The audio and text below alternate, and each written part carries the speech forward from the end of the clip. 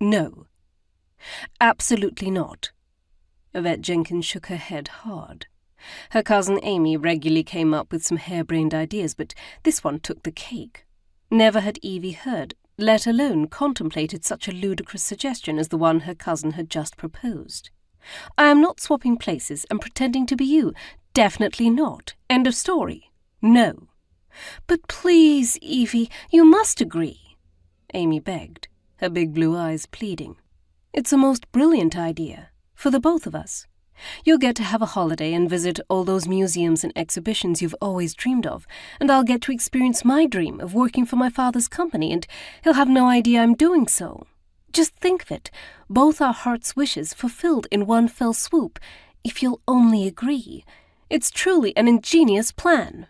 It's a ridiculous plan. Evie threw up her hands and marched over to the window overlooking the front of the grand residence on Fifth Avenue. She focused on staring down at the passing horses and carriages, refusing to look back at her cousin, who had the ability to talk anyone into anything, Evie most especially of all. I will not agree to it. Imagine if anyone found out. Imagine if your parents found out. They'd never forgive me. In the 6 years since she'd arrived in America from London, after the Thornton Joneses had taken her in following her maternal aunt's death when she was 16, Evie had been happy to take on the role of Amy's companion, doing her best to impart English customs and etiquette to her extremely confident and outgoing American cousin, who was only 1 year Evie's junior.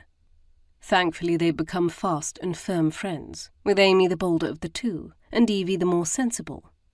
No one is going to find out, Amy replied, striding over to stand next to Evie and gently grabbing a hold of the sleeve of Evie's plain blue dress. No one knows us in London. I'm English, Amy, and grew up in London, Evie couldn't help but point out, turning to face her cousin with the sternest face she could muster. The two of them were so alike in appearance, and yet, oh so different in temperament. Both had porcelain complexions with heart-shaped faces, the traditional cornflower blue eyes that were a hallmark of a Thornton Jones, and slim figures of modest stature, both standing the same 5'6" in height. Amy, though, had rich sable-coloured hair, whereas Evie's was a pale honey blonde. But the physical similarities were where their resemblance ended. Personality-wise, they couldn't be any more different. As was the case in point, where Amy actually believed she could convince Evie to agree to such a plan.